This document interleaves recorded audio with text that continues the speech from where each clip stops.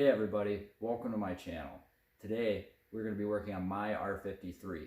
I need to adjust the driver's side window. My automatic drop down isn't working the way that it should, and I have some gapping issues on the seals. And in return, I'm getting some really nasty freeway noise. So I think it's time that I address this, and I'm hoping that this video will help you out and be able to solve these problems, because they are common with these cars. What you need to look for to see if the window is actually out of adjustment and you don't just have a bad seal is how the glass fits in the opening. Good spots to check would be along the A pillar and along the B pillar. Now, my glass on the bottom here is out from the A pillar and it is in on the top. So if we come back here, correspondingly, the top is gapped wider than the bottom. So that means that the front of this window needs to come up. And that should take care of the wind noise issue. We want to do this before we adjust for the auto drop down feature. That way everything is all lined up and it should work flawlessly. Okay, the first adjustment we need to do is pre-tension.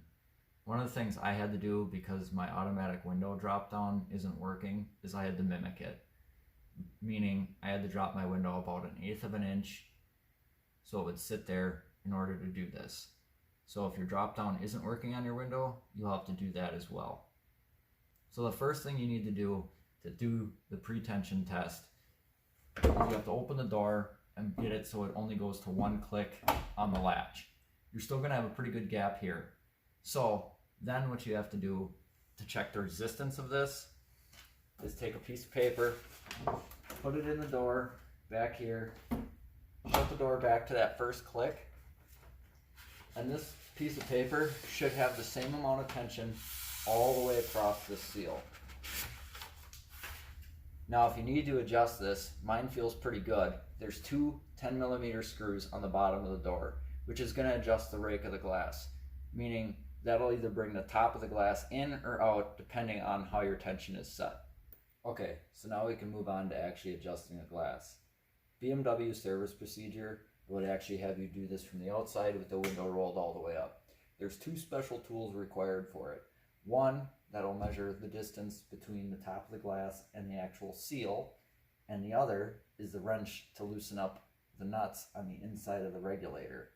So how they would do that is you take this piece of trim off, you'd be able to stick the spanner wrench down in there, loosen them up, and then you can shift the glass around.